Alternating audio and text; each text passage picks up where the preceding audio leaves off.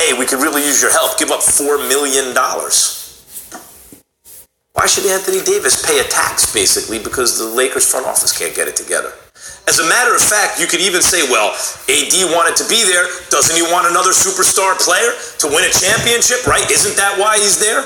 Well, number one, I don't think they need another superstar player to win a championship in the next couple of years. I think if they flesh out the roster with good vets who can 3-and-D and just get what they need, AD and LeBron should be able to win a championship by themselves. But secondly, that's the Lakers' fault for not making a better deal.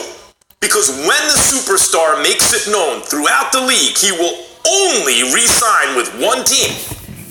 Even if you're saying Stephen A. like he did. See, that's all the Lakers. I think the Lakers will win a championship with LeBron and AD. They get 3-point shooting right now. Get them like another kind of a star there. They can win a championship this year, 2020. When 2020 come. I think they can win it like next year, 2020. Because they got two of the best players. And I believe the Lakers could win it. And I'm a LeBron fan, so. But I think they can win it, like, off rip. Make it public enough because you made the point. He needs to really stand up and say it. But if they're back channeling and letting teams know, then the Lakers actually have them over a barrel and don't need to give them every last thing that they ask for. You may say, well, the Lakers kept Kyle Kuzma. Well, in that case, then they don't need another superstar, so he shouldn't have to give up the $4 million. If it was that important to keep Kyle Kuzma and he could be the third all-star, then you got that guy already. Now flesh out the roster with $23 million. But if Kyle Kuzma's not that guy, then what did you really get in the deal? And in that case, why should AD have to pay a tax for you not doing a better deal? You're wrong. And here's why you're wrong. Because of a couple of the things that you pointed out.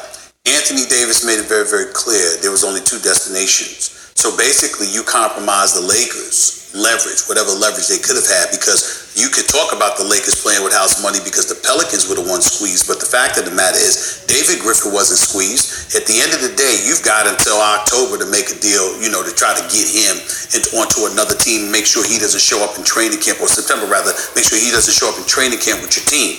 All right, so the Lakers were being squeezed. That was number one. Number two, the Lakers didn't have any marquee talent that was talking about coming there via free agency. So because of that limitation that you had a bit. See, they had anyone that wanted to go to LA, but Anthony Davis was one of them who wanted to go to LA. That wasn't the destination people wanted to go to, except Anthony Davis. Now they got them two there. People gonna want to go play in LA now. To them, that elevated the level of urgency when it came to acquiring Anthony Davis. You had to make sure that you got him, and you had to pull out all the stops. Also, you keep in mind that the Pelicans were in a position where if they really, really wanted to play hardball and really go for it, they could have insisted on Kuzma. Brandon Ingram's the one with the blood clot, not Kuzma. You could have insisted on that. The Lakers were able to hold on to Kyle Kuzma. So knowing that they were able to hold on to Kyle Kuzma, knowing that they were able to get Anthony Davis, you don't fret over the small stuff, which would be $4 million. In a perfect world, you would like to get that $4 million too, which they're still in the position to try and get because July 6th hasn't arrived. The deal hasn't been completely consummated and official. As a result, you still have wiggle room to negotiate and try to get the Pelicans to do the deal a little bit later on in the month, so you'll have those additional funds. But in the end, if I'm the Lakers, I still think it's more than fair to ask Anthony Davis, because guess what? Next summer, I'm coming to you with max dollars. I also can figure out ways from an endorsement perspective, things that don't affect the salary cap to make up that $4 million. Essentially, what I'm saying to you is this. You have a trade kicker. You deserve that trade kicker because sometimes, but the reason why guys, Max, so you know, the major reason why guys negotiate trade kickers in their contract is not just so they get a lump sum of money when they get traded. It's to dissuade wanting to acquire them so they don't have to pay that money unless it's to where they want to go. So if you're Anthony Davis and they're about to trade you to someplace you didn't want to go to begin with, you like, damn it, you knew I didn't want to come here. That's what New Orleans was trying to do. They're trying to send Anthony Davis somewhere to the east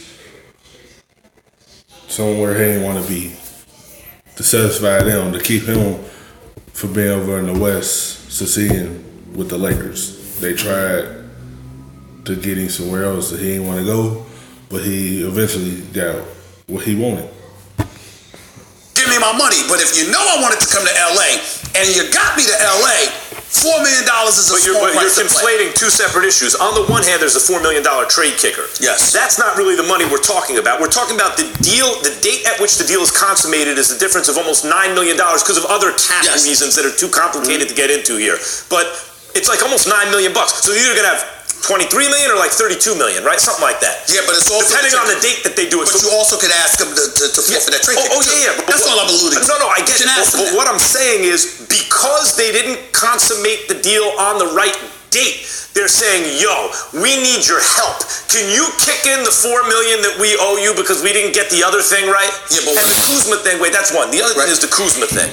If you kept Kuzma and that was a big deal because he's going to be an all-star type player, great. Then you take the money you got and flesh out the roster. You don't need a third guy. He's the third guy. Yeah, but the point is you did keep Kuzma, number one, and number two, even if you did have that additional $9 million. I think Kyle Kuzma couldn't be the third guy.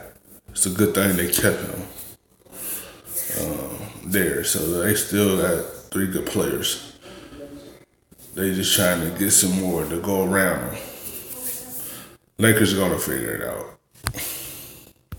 Right? That you're saying. It's still conceivable that they would have gone to him and asked him, even if they had negotiated the deal the right way. We still might have asked you. So the question that we're addressing is whether or not it's fair for them to ask him to waive that trade kicker. And I'm saying to you, it's fair because if you're talking about me getting an additional $4 million that I am promising you I'm going to spend on a roster that will help us be a better team, and I'm going to get the money somehow, some way to you on the back end, there's nothing wrong with that if you're going to the destination that you want to go to. Now, for you and me, hell yeah, it's $4 million. But for Anthony Davis, who's about to sign anywhere from 150 plus, and we ain't even taking into account the money that he's making off court, I'm like, wait a minute here. I think I can deal with a $4 million gift package for you, and you're going to get me back on the back end. I think I can do that. Well, you keep slipping that in. If you're going to get me back on the back end, go ahead. If they're going to get him on the back end, go ahead. How about winning a chip, maximizing the roster, getting the right players? We saw you had Shaq sit here yesterday and said he did that for Pat Riley. Right. He gave the same exact example. Pat Riley on numerous occasions. And what they get, they got rings. It's the sacrifice you have to make. He got what he wanted. He's on the Lakers. In a way, I would say this. If you have 23 left, and they're saying kick in 4 so we can get someone to 27, because another superstar might look at that and be like, okay, that's close enough to a max. That's one thing. But if they're going to wind up with the 32, why should you throw in the 4? If he wins a bunch of rings, he's going to get that $4 million Everyone's back. counting everyone else's money. No, you're counting everyone else's. The Lakers, they going to get them some rings. Andy Davis and I'm going to get them a couple rings. Got to wait to see. That's sports talk. Oh, you're like, a ring is worth $4 million? It's a TV, the finals are a TV show, right? For which you get paid less than the regular TV show. Max, do you want the Lakers to have a team? Yes, do you want it to be just those two, or do you want them to get some players? Some players, but they don't need another superstar. Still to come. Where does LeBron and AD? I actually have my bed.